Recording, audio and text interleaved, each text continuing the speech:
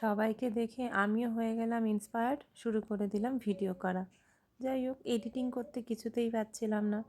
ভাই বোনদের কাছ থেকে একটু শিখলাম অল্প অল্প, সেটাই ট্রাই করছি।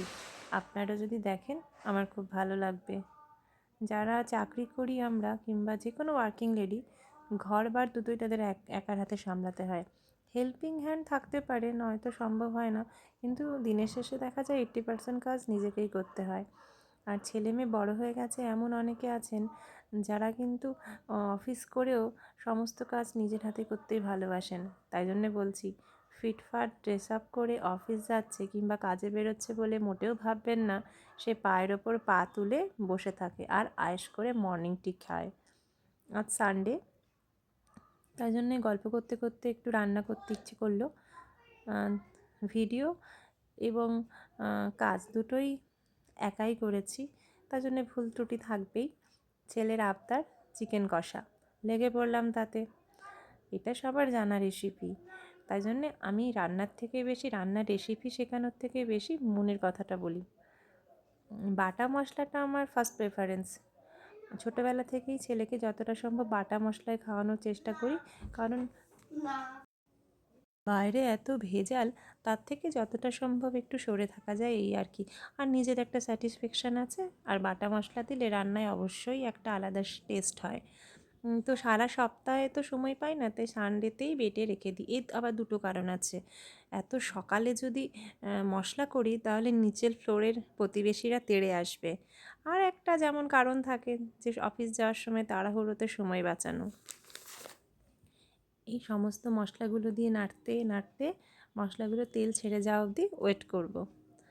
ভালোবেসে রান্নাটা আমরা সবাই করি পরিবারের জন্য, কিন্তু যখন সেটা টেকেন ফর গ্র্যান্টেড হয়ে যায়, আর কেউ যদি ভেবেই নেয় এই কাজগুলো বাড়ির বউয়ের, সেই ভুল ধারণাটা কিন্তু তৎক্ষণাৎ ভেঙে দিতেও জানি আমরা। আমি অভিজ্ঞতা থেকে বলছি, সমস্ত কাজ যদি ভালোবাসা থেকে হয়, সেটা না কখনো বোঝা হয়ে দাঁড়ায় না।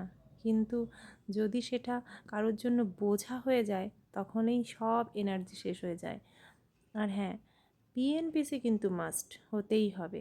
এটা মেয়েদের নিজস্ব ধর্ম, কারো কম কারো বেশি। অফিস হোক কিংবা বাড়ি, গৃহবধূ হোক কিংবা ওয়ার্কিং, পিএনপিসির বিষয়বস্তুও বেশিরভাগ ক্ষেত্রে মেয়েরাই হয়। পরিবারের সবার উচিত সবাইকে রেসপেক্ট দেওয়া।